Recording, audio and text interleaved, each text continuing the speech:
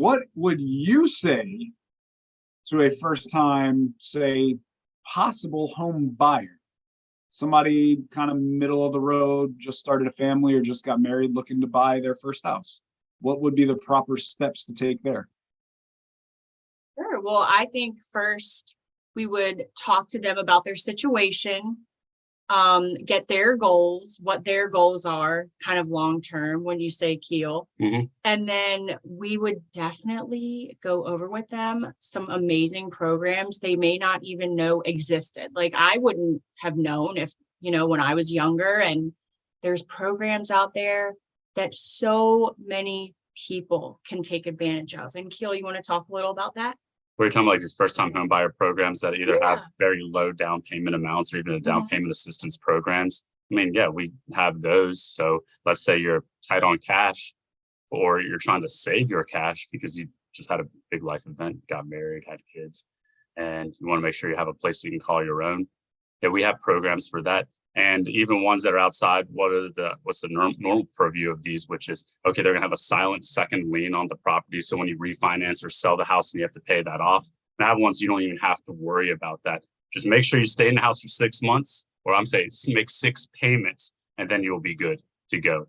So we have programs. So it sounds like making sure they have somebody who's educated and well-versed in what they need to do. And then I'll also ask this too, like, okay, well, we could look at it for maybe one of those programs, maybe in a low down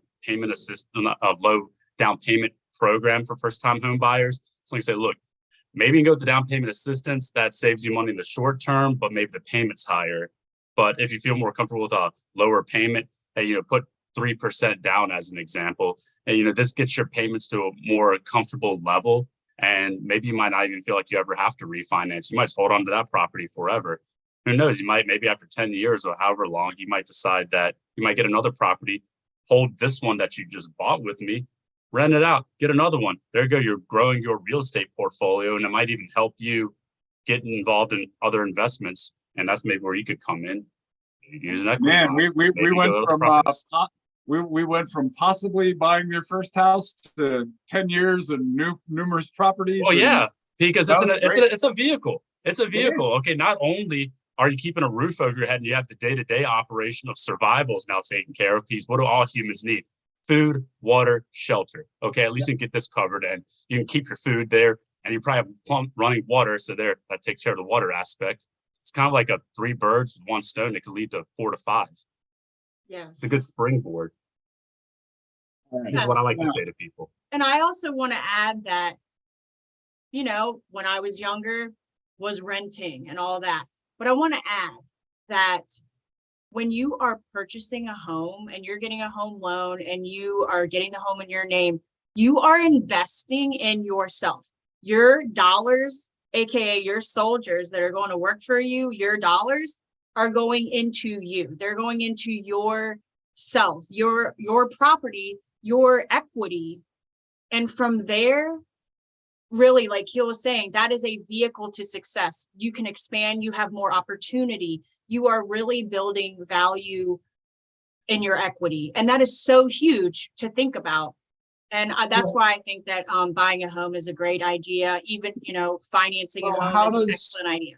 Well, that's what I was going to ask next. So, I know that it sounds like we both talked to kind of a general population of maybe people who just aren't sure how it works. So, and I know we've kind of covered that, but what about those families who are like the majority of the United States right now, living paycheck to paycheck and just they don't know if they could qualify or how they could qualify? Are there different programs for those, or is it, you got bad credit, or you owe this on a house, on a car, so you're not going to get a loan for a mortgage?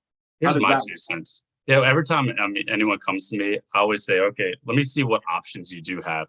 You might come to me, I might only be able to find one way to get you to a house. You might have to take additional steps to do that, or you might you might have maybe 10 different ways you can get into a house. Hey, here are different renditions of these programs right here of what you can do right now. Here's how much it'll be costing you up front. Here's what your monthly will be. Or we can already get you into a house. Here's how we can improve your situation. That's what I do. So then that way you can figure out if it's actually going to work. And then also get initial approvals for all the scenarios that I have in mind to make sure they actually will work. So then when we do go live and you're under contract, we're not under the gun of like, okay, I still need to do this. I need to pay this off. I need to get my credit higher. That's too much. You will lose your mind. Can it be done? Yes. Can I help people do that all day long? But trust me, it'll be more stressful that way. I'm trying to reduce the stress and get you into the house and try to tailor the approach into the manner that makes you, I guess, happier or that works best for you and your family. That's my 2 cents. It doesn't cost anything. All you gotta do is talk to me. So it's interesting. So owning a home Mhm. builds money in the home. Am I correct? Yeah, that's historically what it does.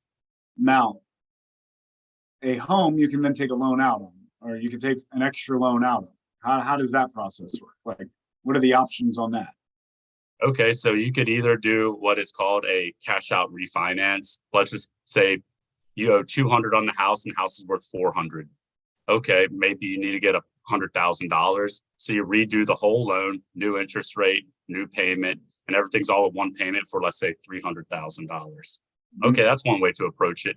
Number two, you keep your existing first mortgage and then you use the difference between how much is owed on it and the value of the home to get a home equity line. They'll let you go up to a certain percentage of the total value of your home. So for example, let's say you did it as your primary home, maybe go up to 90% of your home's value. If it's 400,000, that's 360, 200, you get up to 160,000. Maybe you have something in mind that you need to have done to the house. God forbid something happened with you and your family. Maybe you're trying to get another property. Who knows? Just an idea. Those are some things that you could do. Now, Sorry, I was just going to go into a little bit more detail. Are there, without being, being a little bit general, I guess, are there stipulations on, like, can I take the money out and just go buy another home? Or can I take the money out and go buy, my favorite car that I've wanted and I'm going through a midlife crisis and I can now afford it? Like, what can I start a business with that money? Like, what can I do with that money? Is there stipulations? There's so many examples I can use, but I'll give you one right now. So let's say you go to the bank and you're saying, hey, I need to do a home equity line. And they're like, the only way you're going to qualify is you pay off your $50,000 in credit card debt. Are you going to do that? And the bank might force you to have that paid at closing. So they'll take proceeds from the home equity. Or sometimes they'll say, your credit's pretty good. We'll trust that you do that. But if we find out you did it, theoretically, they could call the loan and just cut the line off. So it's best to try to stay within the box that is outlined by the underwriter and the bank themselves. But now, you could of course, also there are ins and outs in working the system, right? Well, I mean, I'll give you a simple example right here. Let's say you have decent credit and you don't have to pay off anything to qualify for what you're trying to do, and the bank just feels really comfortable, warm and fuzzy about you. They might say, sure, go ahead, take 150,000. I'll just make your payments. Okay. Could be as simple as that.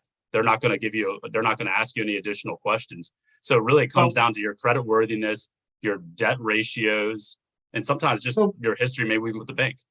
Individualized is what it sounds like. Correct. Yeah, there's really no individual blanket statement. I mean, yeah, you can cover a lot of generalities, but there's no perfect answer unless I get the specifics of your situation. So if somebody in Virginia had some specifics, would it be something you'd be willing to talk to them about, just if they had questions? Absolutely. Awesome. Okay.